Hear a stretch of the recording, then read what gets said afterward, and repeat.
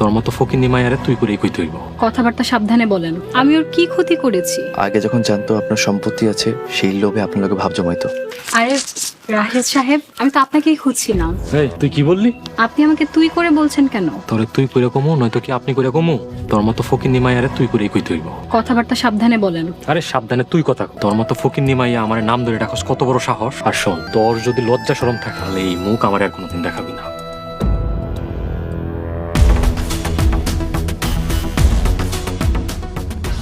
Madam বাড়িতে চলেন। রাশেদ আমাকে এইভাবে অপমান করতে পারলো? আমি ওর কি ক্ষতি করেছি? আগে যখন জানতো আপনার সম্পত্তি আছে সেই লোভে আপনার লোকে ভাব জমাইতো।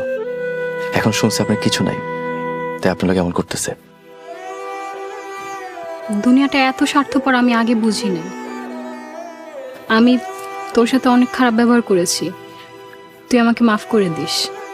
মাফ চাইতে হইলে আল্লাহর কাছে মাফ চান, তিনি পরম দয়ালু। আর বড় ম্যাডাম আপনার জন্য অপেক্ষা করছে। চলুন বাড়ি চলুন।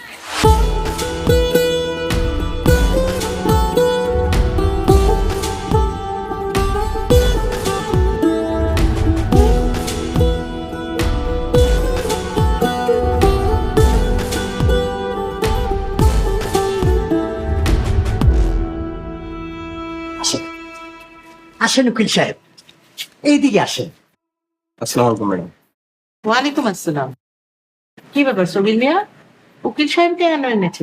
হ্যাঁ ম্যাডাম, উকিল সাহেব লগে থাকলে সম্পত্তির ভাগ বাটোয়ারা করতে সহজ হইব। সম্পত্তির ভাগ মানে?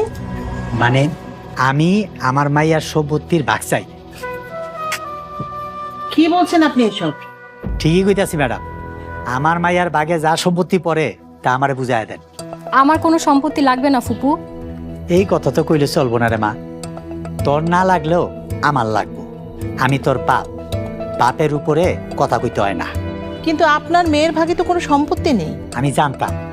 আমি জানতাম ম্যাডাম আপনি ঝামেলা করবেন, আমার মাইয়ার সম্পত্তির ভাগ আপনি আমারে দিবেন না।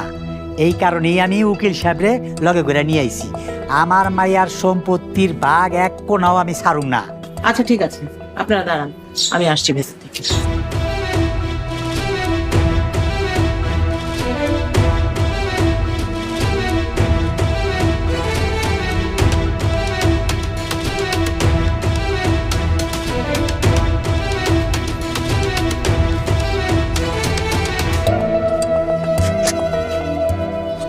দেখুন উকিল সাহেব, দলিল স্পষ্ট লেখা আছে, চৌধুরী বাড়ির সব সম্পত্তির মালিক আমার একমাত্র ছেলে সাদাব চৌধুরী শান্তর নামে।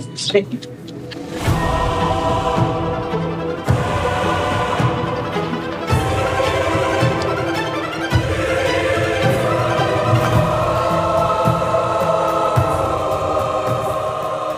উনি ঠিক বলছে, ওনার সকল সম্পত্তির বৈধ মালিক ওনার একমাত্র সন্তান শান্ত।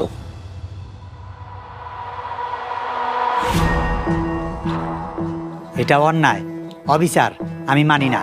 আপনার ভাই আমার মাইয়ারে পালক নিছিল, তার ভাগের সম্পত্তি আমার মাইয়ার পাওয়ার কথা। আমার ভাই ইচ্ছা করে এই সম্পত্তি লিখে দিয়েছিল। উনি চেয়েছিল রোজার সঙ্গে যেন আমার ছেলের বিয়ে হয়, যাতে ওরা দুজন এই সব সম্পত্তি একাই ভোগ করতে পারে। এইসব বুজং বাজং কথা কই আমার বুঝাইতে পারবেন না। কোর্টে যামু, আমি প্রয়োজনে মামলা করমু, হাইকোর্টে যামু, আমার মাইয়ার প্রাপ্ত সম্পত্তি আমি আদায় করেই ছাড়বো।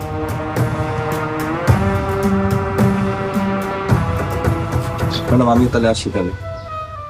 উকিল সাহেব, আপনি এতদিন পরে এসেছেন, এক কাপ চা অন্তত খেয়ে যান। অন্যদিন আসবো।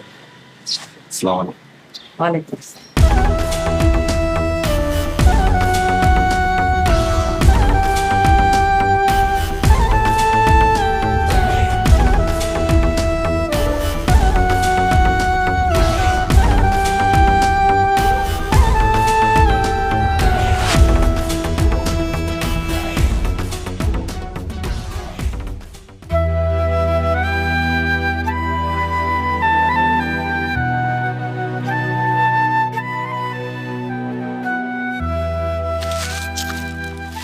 কেমন আছো বাজান? আব্বা এখন ভালো আছি, তাই শরীরটা একটু ব্যথা, ঘাম মনে হয় শুকাইছে। শুই না এলাম চৌধুরী বাড়িতে কি জানে ঝামেলা হয়েছে। আল্লাহ আমাকে সাথে আছে আব্বা, তুমি কোনো চিন্তা করো না। বাজান, তুই আর কতদিন নিজের বাড়িতে কামলা হয়ে থাকবি?